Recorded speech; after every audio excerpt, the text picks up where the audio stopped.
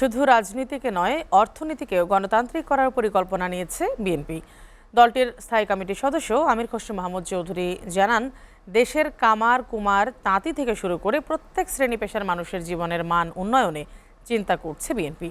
এদিকে দলটির স্থায়ী কমিটির আরেক সদস্য ডক্টর আব্দুল মঈন খান জানান, কোনো শক্তিই দেশকে বিরাজনীতিকরণ করতে পারবে না। নূর উদ্দিন খানের প্রতিবেদন।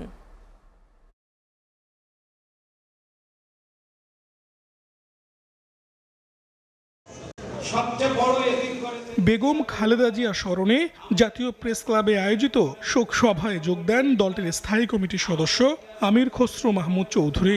এ সময় দেশের গণতন্ত্রের প্রশ্নে বেগম খালেদা জিয়ার অবদানের কথা তুলে ধরেন তিনি।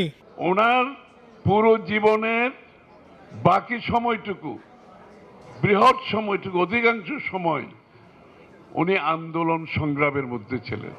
আমির খসরু জানান, রাজনীতির পাশাপাশি দেশের অর্থনীতিতেও গণতন্ত্র প্রতিষ্ঠা করবে বিএনপি, যাতে দেশের সকল শ্রেণী পেশার মানুষ উন্নয়নের বাইরে না থাকে। প্রত্যেকটি মানুষের জন্য চিন্তা করা হয়েছে। বাংলাদেশের উন্নয়নের সুফল প্রত্যেকটি নাগরিকের কাছে যেতে হবে। প্রত্যেকটি নাগরিক বাংলাদেশের উন্নয়নের অংশীদার হতে হবে, অর্থনীতির অংশীদার হতে হবে। অর্থাৎ শুধুমাত্র রাজনীতিতে গণতন্ত্র নয়, অর্থনীতিতে গণতন্ত্রের কথা বলা হচ্ছে। এই স্লোগান কোথাও বিশ্বে পাবেন না।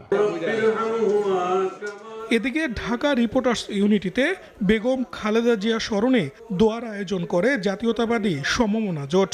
সেখানে বিএনপির স্থায়ী কমিটির আরেক সদস্য ডক্টর আব্দুল মঈন খান বলেন, যারা দেশে গণতন্ত্রের নামে স্বৈরাচারী কায়দা প্রতিষ্ঠা করেছিল তারা পালিয়ে গেছে। যারা গণতন্ত্রের নামে স্বৈরতন্ত্র প্রবর্তন করেছিল, যারা মুক্তিযুদ্ধের পক্ষের শক্তি বলে যারা মুক্তিযুদ্ধের আদর্শ এবং নীতির বিরুদ্ধে কাজ করেছিল, তাদের শোচনীয় পরাজয় হয়েছে। মঈন খান বলেন, বাংলাদেশের মানুষের রক্তে রাজনীতি ও গণতন্ত্র মিশে আছে, তাই কোনো শক্তি বা পরাশক্তি এই দেশকে বিরাজনীতিকরণ করতে পারবে না। আমাদের বলতে হবে, কারণ বাংলাদেশের মানুষ, তাদের রক্তে রয়েছে গণতন্ত্র, তাদের রক্তে রয়েছে রাজনীতি। কাজেই বাংলাদেশকে কোনো শক্তি বা কোনো পরাশক্তি কোনোদিন বিরাজনীতিকরণ করতে পারবে, এটা আমি বিশ্বাস করি না।